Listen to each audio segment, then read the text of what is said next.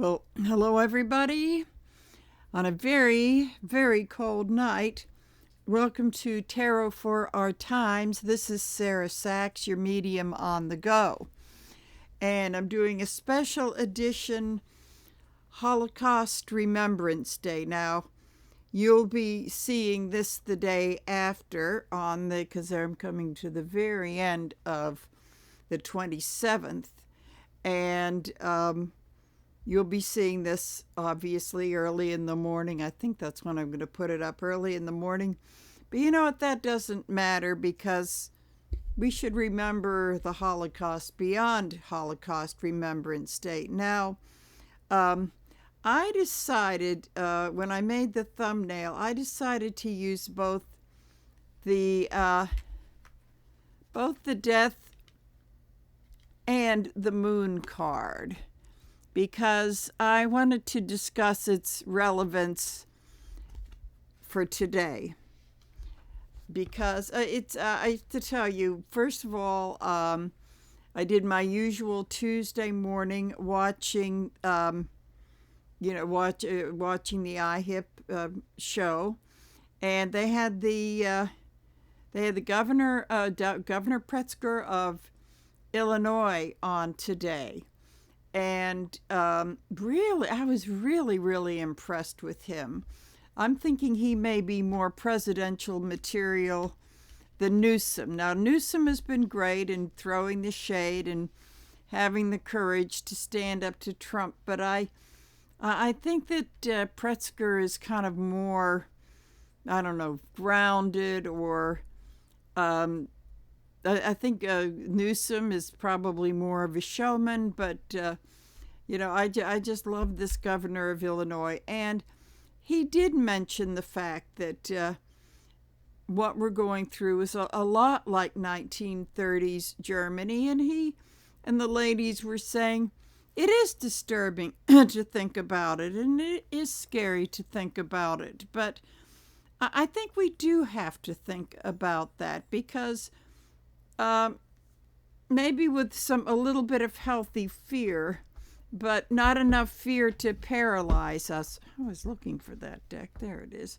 And that it's something we just need to face head on. And I wrote a comment afterwards, and pretty much what I said is that although it's a scary thing to think that that's where we are, we're at an advantage because we can learn the lessons from 1930s Germany, whereas the post-World War I group, with that incredible inflation and coming off of a pandemic, sound familiar?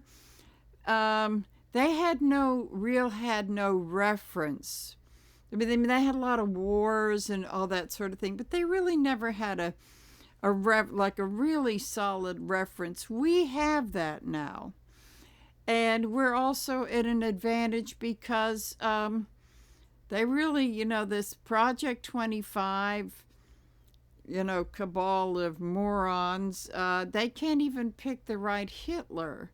They had to pick someone that's, he's older beyond, 79 is no spring chicken, but he looks like he's in his 90s. I mean, he's in bad health. He's now operating from a position of weakness, like, all this crazy stuff. So, today on Turner Classic Movies, for their Holocaust Day presentation, they showed Judgment at Nuremberg, and I believe the reason they probably showed Judgment at Nuremberg is because of the movie Nuremberg having been released a couple of months ago, back in November. And the thing is that, as I've said before, Nuremberg is not a remake. It's the early trials. And when this movie, Judgment at Nuremberg, opens, they say, okay, Goering and all those guys, they're they've been executed or committed suicide. Now the last the last phase of the trial, oh boy, is about the judges and the prosecutors of that era being called into account. So this movie was made in 1961, and I did go to see it with my mother. We were in New York, and we went to see it. It was newly enough released that the movie theater was excuse me, was so packed that we ended up sitting in the first row. And that was something I never want to do again. Especially difficult when they had the footage from the camps being liberated to be, like right up in your face. But anyway, it was interesting seeing that back then when I was a teenager, and I've seen it a few times over. It's a hard movie to watch. You're not going to watch that like Casablanca, a lot. But I've seen it a few times since then. But what caught me about that today is that it's more relevant today than when it came out. And it's interesting because everybody in that movie, except for William Shatner, who has a small role, but William Shatner, I believe, is the only one in that movie who is still alive. I think he may be the last one. And the importance of that movie, or the importance of that set of trials, is that we know more now than perhaps we knew back in the 1961 and 1962, that our judiciary is the last line of defense for democracy. That's kind of the firewall. And seeing this god-awful Supreme Court that we've had, that becomes quite apparent. But there's another lesson in this. It's, the trials go on and people are questioned, and but what goes on in between is very important, and it's pretty much around, what the judges do at their time off. And the head judge, played by Spencer Tracy, he's staying in this house that was taken from the general and his wife, played by Marlene Dietrich, because he gets executed for being a war criminal. And the original servants are like this really nice German couple. I've met a bunch of those through just the nicest people you could, very accommodating and courteous. And when he goes downstairs to get a sandwich, which she graciously makes for him, he asks them, not in an accusatory way, but what was it like living through this? And they get very uncomfortable. Oh, we didn't know it was, he said, like neighbors disappearing, the people going to the camps. They said, oh, we didn't know. We had no idea about what was going on. And yet I do remember going to Saturday school at Temple, and we had this, I think this was, this was like late 50s, early 60s, junior high school age, a young woman who was a teacher. We were discussing the Holocaust, and she said that back in the mid-50s, which was just a few years before, she and her husband made a trip to Germany. And she said, 10 years later and 20 miles away, you could still smell the stench from the crematorium. So I knew that those people knew what was going on, but they didn't want to go. And that was kind of a running, that's kind of a running theme through this picture. And I think what it tells us is that denial is a really, really strong thing, and it comes with with addictions and that sort of thing. But you actually feel uncomfortable for these people because you put yourself in their place, and it raises a lot of ethical types of questions, and that these people probably were very, very typical of post-war Germans who really didn't take part in it, but they chose to ignore what was going on. And about how we do that, can't face up to certain things in our lives. Maybe it's not quite as big as that, but it's a very complex movie. And I realized for the first time, Richard Widmark plays the American colonel prosecutor, and he shows those Holocaust footage. And I'd seen this, the few times I've seen the movie, I realized, wow, he's going through, he had PTSD, and that really was an impact on the way he questioned people. And that when at night, when they went out to the certain restaurant where the Americans and higher economic elevated Germans went, and this colonel came in, and he was pretty cocktailed, so to speak, and very, very angry too. And you realize it, this guy was going through PTSD because he had liberated, he was part of the liberating teams. I think it was Dachau. That he was, and he was there when those films were made. So that was an impact. So there's a lot of psychological stuff going on, and it's happening with us today. When I made a few notes, I want to make sure that I cover everything. So I think it's something we really need to face. This was like what you would call like a perfect movie, acting, directing, everything flawless, absolutely flawless, because I think it really did capture the spirit. And then you've got the plot of the judges being told, you may not want to throw the book at these guys because we've got the Soviets, or they're starting to do a blockade in the Cold War. This movie takes place that goes from 1947 into 48 when that trial took place, and the Soviets were acting up, and the Germans were tired of these trials, and it's like they couldn't really face what had happened, so they would rather forget about it. So the politicians kind of want to, like, let's get this whole thing over with, because we're going to we can't let the Soviets take the entirety of Germany. And the prosecutor he's going through that dilemma because he's still an army guy, but he wants to nail these people who were part of the machine of Nazi Germany.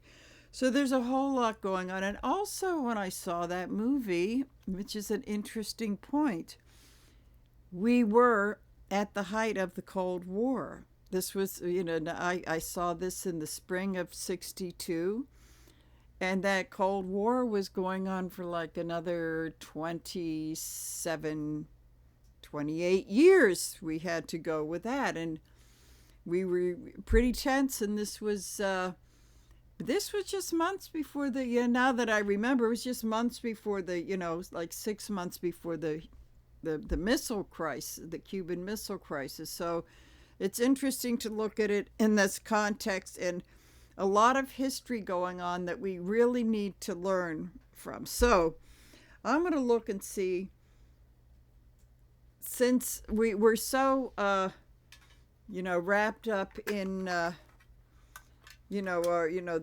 more than ever now, just like it was in Nazi Germany, and maybe when we were kids going to school with the air raid, duck and cover under the desk thing because of the atom bomb. But I think the thing is that we're very, very touched by what's going on in current events. We really can't ignore it, but that's why I'm trying to change the theme of this a little bit to look at our personal lives. So let's see what is our companion card to these two. Oh, Judgment in Reverse. Very interesting. Judgment in Reverse. Okay, we're being very poorly judged right now. And the thing is that these people in the upright position, they're rising together, and we're just not all on the same page as that, just like they weren't in Germany. So, we've got this in between, and I set it up so that in the thumbnail so that the moon and death would be like the two pillars you see all like this and like this. So there's a lot of soul searching that we need to do with the moon card, and to just like one meaning of the death card is to we face our own mortality and know that there are a lot of things that we need to let go of that we no longer need. And that's part of the whole learning from Nazi Germany. And the thing is that it can be very scary, especially when you see that footage. It's even now, after all these years, it's still very difficult to see. But you don't want to live and seeing that all the time. But maybe you need a dose of that once in a while to realize the implications. So, I think one of the things I want to do is just to see, what can we learn from this, and how can we, in our personal lives and this whole being part of avoiding repeating history, because we don't live in a vacuum. So let's just see what this whole thing means to us right now. Okay, I know I've gone on long enough. Okay, so. But it's an important day in history. It really is, and I do believe that they picked. I think they did a couple documentaries, but they really wanted to do one whiz bang, and this is the perfect one because it's all about what's going on today, and that there will be. I'm with all the rest of the psychics, the Pam Bondys and the Christy Matrix, Dominatrix, Costume Lady, and Pete Hegseth and all these people. There's going to be a tribunal for them now. It may be next year, it may be years from now, but let's see. But I will say they got those trials in 1945. Boy, the ink was not dry on those surrender treaties, and they start. Okay, so where we're at now is the Seven of Swords in reverse. That's good because that represents the regime that we are now in, and I always look at this in reverse as they're getting caught. They are getting caught. They're not, and I've been talking about that lately. It's like we're becoming aware of all of their lies. We've got footage with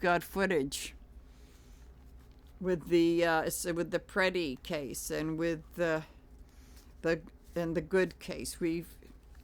That's what's going on here. Okay, so then the energy with that is Three of Cups reversed. This is the beginning. We can't celebrate yet, but as people become aware, it's like hold off on celebrating, but also, again, this is a warning of, as we go through difficult times, you might want to go and kick up your heels a bit because we can't be serious all the time. But this is a warning to don't let yourself get clouded with substances and all kinds of addictive behavior. We really got to be alert. That's all there is to that. So, okay, underlying this, we've got here in a little bit in the past.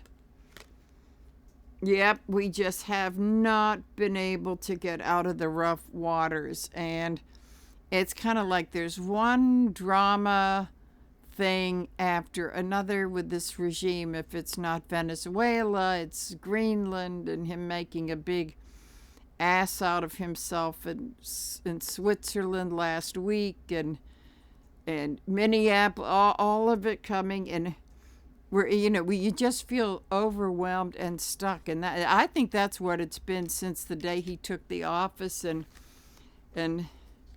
Muskrat and his little nuts boys causing the chaos, which that was going on a year ago. Didn't take long. So let's see what else. Boy, oh boy, you can't make this stuff up. Okay, it looks like they're getting away. They're never going to come to justice. We have a 34 felon, sitting, with his immunity and all this stuff. But the other meaning of the card is the justice will come when it's going to come. And sometimes we have to wait, but sometimes when you wait, they get more evidence. So just like with those Nuremberg trials, this one and the judgment at Nuremberg, those judges, that was near the end. The whole thing wrapped up around 1949, and this is 1947 into 48.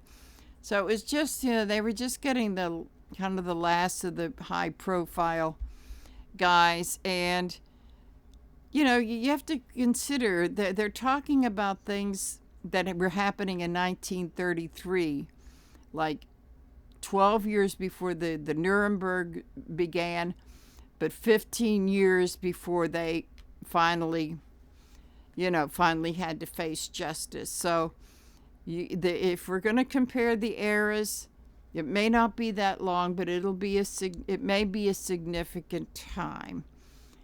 But sometimes when that happens, it means that the punishment could and the evidence could be greater. And then we have, they will be taken, this is coming up quite a bit, they will be taken out of their smug little paradise. So let's see. On the conscious level, we have strength. I think the whole thing is right now is finding out about our strength. Now, it's interesting because I hear the other YouTube psychics talking about the big shift and the big awakening. But the ladies this morning, I think when they got the governor on, said that the namby-pamby Democrats, they're starting. There is a shift. They're realizing that that they may have to. They may have to grow a set. They may have to get stronger, and I believe that this may be happening in our own lives. Like when we, either attend or see that there's huge numbers of people in the street worldwide. And we realize we are not that weak after all. So it goes for our lawmakers, and that's a good thing, because with strength, we're not letting them put fear into us. But on the subconscious level, we want to get back to health and abundance. Right now, I think, people are struggling, but I think there's a lot of this, the loss of our freedoms, but I think underneath, people are kind of looking for that they want to get back to the abundance, the opportunities, and maybe better health too. So that's an undercurrent of what's going on. So let's see. So in the past, we have the Nine of Wands in reverse. I think, and when I say in the past, I think I want to go back a year ago to shortly after we were Inauguration Day. I said people really felt defeated and wondered if they had any fight left in them. So that's in the past. In the present, we have the Emperor in reverse, which is Trump. This means a lot of things. This is the emperor has no clothes. He's a tyrant. And the thing is that when people are starting to get weak, they get more bullying, that sort of thing. They get me, and that's part of the dementia. I've been talking to people who know more than I do about this sort of thing.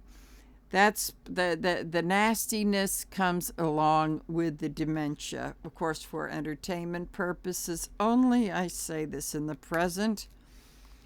Moving into the near future, we have the sun in reverse. Well, this is getting back to the Epstein stuff. So there's going to be more of them trying to be very, very closed about this. But as I say, even with the sun in reverse, it always comes through the clouds. And it may be a little bit murky at first, but it will come through. Okay. So in our hopes and our fears, we have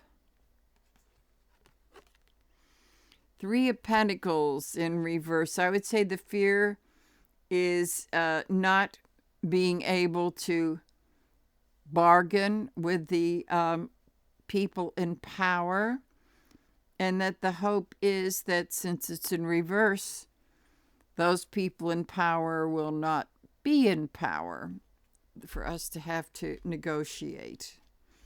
So I'm trying to see, what is this whole thing trying to tell? A lot of it is about, coming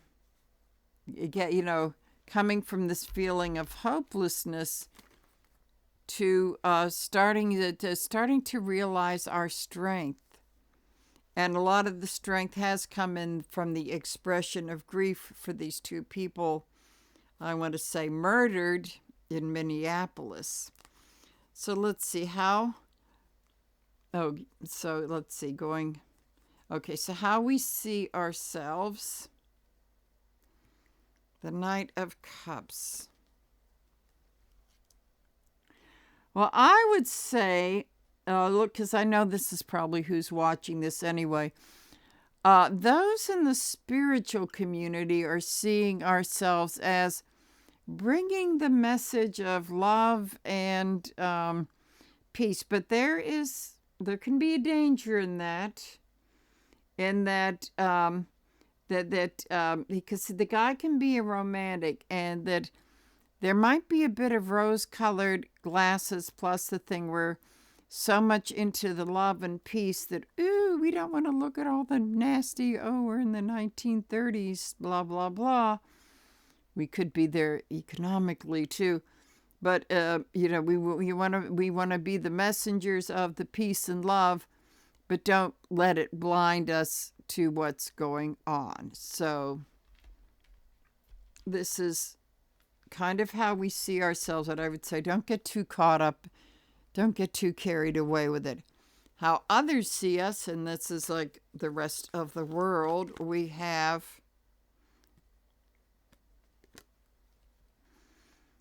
they're seeing us as emotionally, they want to distance themselves from us.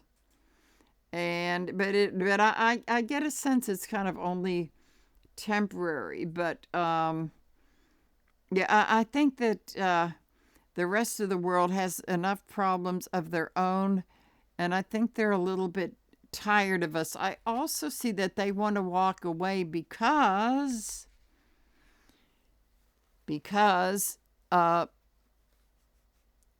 when they see what's happening in the 1930s and 40s parallel, they're looking into a mirror as to a history that isn't that far away. Now, granted, a lot of the people from that era are gone. It's mostly the Holocaust and my devices make these noises. Holocaust and survivors and people that lived in those occupied countries. The older ones were kids then, so most of the adults from that era, they're gone, or they're like 100 years old now. So the thing is that having been, as recently as, like 2019, having spent a little bit of a time in an occupied country, that energy is still around. It's amazing that it is still around. So it's an emotional thing, and when they see that energy that their grandparents talked about is coming from here, I think they want to distance themselves away from it, but also sending a warning, don't ignore it like my grandparents or great grandparents did. So that I think this really is coming down to the fact of find our strength in this, and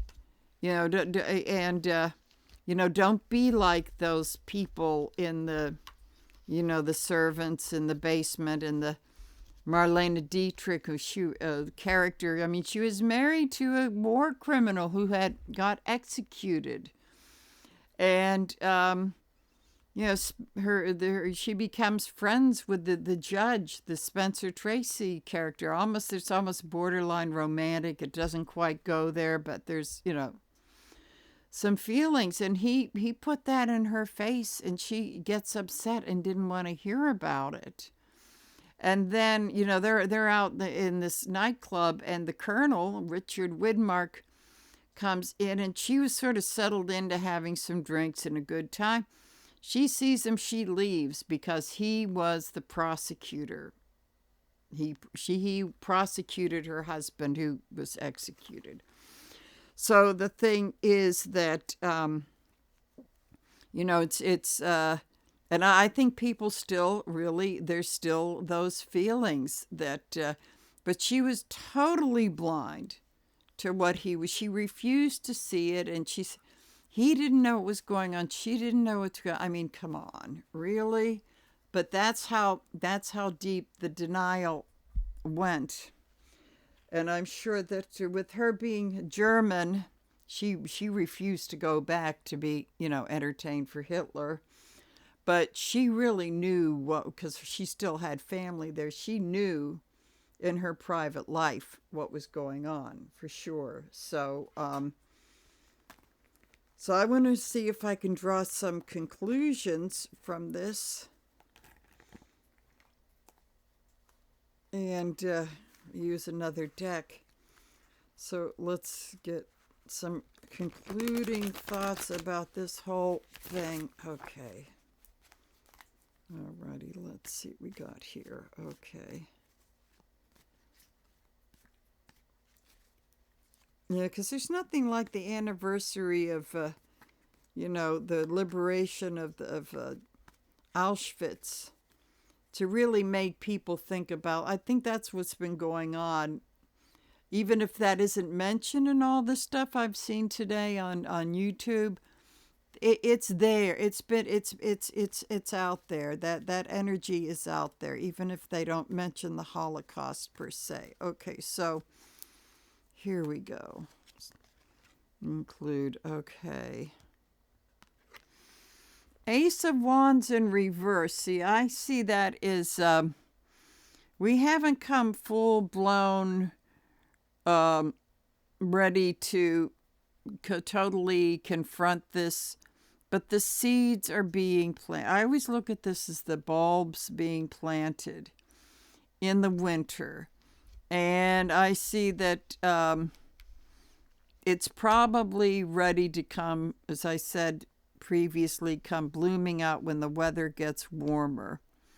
And there's a lot of heat behind this. So this is the year of the fire horse. So I think things will be building up where we will be. I think what it comes down is to facing what really is. Don't let it consume you. But at the same time, don't buy into the fear. But these are things we need to face as we go to this parallel universe. Then we have the Emperor. So this is looking to the strong leaders. Schumer's been disappointing. Hakeem Jeffries is growing a little set because he wants to impeach the Christie Matrix. So it's I think what this is saying is when we see strong leaders, they're not going to fix us, but they will give us some inspiration. Also, it's up to us to put the public pressure on them to be leaders and say, no, we don't want you to be namby-pamby and nice, and no. You need to get down in the dirt a little bit here because this is our freedom. So I think this may be part, the energy may be part of that awakening that she was talking about, that, that some of these leaders who were, when they go low, we go high, or saying to hell with that shit, that they may be waking up, and that we push them to say, you got to stand up to the bullies. So that's part of their awakening. And then maybe we've got to stand up to our bullies too and not let this happen. So then, oh goody, this is upright. What this means is that we may have been moving forward a little bit more in the not too distant past. As we see, we put the pressure as we show up, or we help people that want to show up, or do whatever we can do, and that people are starting to listen. This is the big thing. So then we have Two of Swords. Yep, there's going to be some, we're at crossroads. There are some decisions that need to be made, but the message of this anniversary, 81 years ago, is like, we got to take off our blindfolds and take a look at it, maybe to do it in a detached way, like when you get regressed to past lives and go through trauma. They say you're not going to feel the emotion, you're going to be an observer. And I think that's what this is saying. Time to take this off and be an observer, and to not make those same mistakes. Okay. Here we go to the moon. The moon, we got to get our own houses in order psychologically. It's like one of my mediumship teachers said, to be a good medium, I think to be a good anything in life, if you need to get therapy, go get the goddamn therapy. It's like, this is a time we're looking inward, especially with this cold weather where you're not going to go out and do much anyway. So then moving right along is getting rid of the smoke screen and seeing through all the bullshit. Actually, this is Seven of Cups in reverse. Is like they throw up all this stuff, and a lot of it is the Epstein files, but it's like seeing through all the bullshit. And it's going to be, when you don't have those distractions, things get really emotional with Cups in reverse. So I think that sort of thing's going to come out, and it's just like with the, 1930s stuff. People may be going back into their own personal lives and realize, hey, maybe I didn't deal with being molested by the male relative. And people, it's going to be, with this stuff, it has a tendency to bring back memories, or think like, maybe this whole thing did not get resolved, and another round of therapy could be in order, because there's still some unfinished business now that I don't have. And that goes in with like addictive behavior and all that sort of thing, is distractions. So you strip all of that away, and as these current event things happen, it does bring up stuff. I'm sure that Holocaust survivors, and I know that friends I have that are children of Holocaust survivors, this is bringing up a lot of issues that maybe it's time, like, been sober for 80 zillion years, but this stuff is still, it's coming up again, and I need to address it. So we got that. And then I see this as maybe we don't have to be right and be the big winners, which gets back to a few readings ago. I think when I did the Sunset Boulevard thing, that maybe we do not have to be the big winners anymore, and that and decide what really is winning. And then you got all these interesting, the Six of Wands, the phallic symbols. It's all that macho, testosterone thing, that maybe that's not what it cracked up to, and maybe it's not all that it's cracked up to be. So, okay. So let's see, one more card. Okay, we have at the end the Two of Wands. I'm going to say when this whole thing crumbles, and I can't put on a date on it, but when we said last year this is not going to last the 4 years, I thought I'll be surprised if it even lasts 2. Here we got the 2 of Wands, but whenever this thing crumbles, getting back right with the rest of the world, it's going to take at least a couple of years, if not a couple of decades. It's really going to be like, well, you cheated on the spouse, or you did some awful things, you got the therapy, and you both really love each other, but it's going to really take a while to mend some fences and a lot of work. So this is a price that we're going to pay. This, to me, it's almost like, in the movie and I've seen a lot of these, post World War, taking place right after the World War II, and they're driving through rubble. I saw a movie recently where, that Christmas Carol thing, film noir, where the guy, has a flashback of, driving through Japan after Nagasaki, and so it's like going through the ruins and then having to rebuild, like we did with the Marshall Plan with a lot of Europe. So it's going to be on that level of going through the rubble and having to rebuild. So I would say that Marshall Plan, and with those guys in the movie driving through all of this wreckage of Nuremberg, they knew that some of it's still, they're still building, after 80 years, they're still building some of it back up. So this thing, that's kind of like the metaphor for what they have to do. And also, I would say that it also is dealing with, as I say, that a lot of this has brought up personal issues for people that they really didn't get resolved. That it comes down to that, and all those old wounds, that realizing, well, this is taking a little bit longer.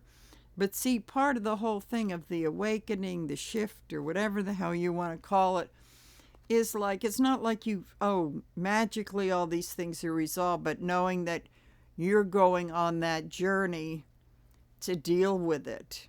And it's like getting sober, like you realize you've got the problem. You're going to go on this adventure.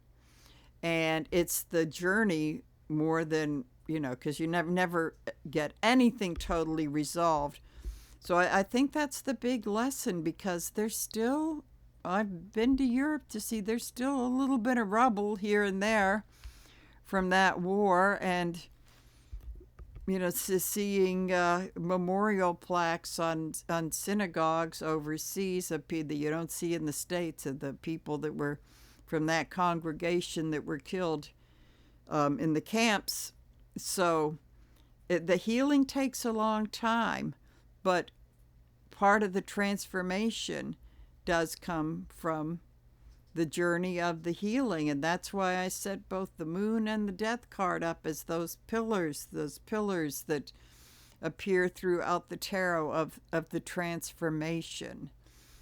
So that's pretty much what I've got. So I will be signing off for now. Bye.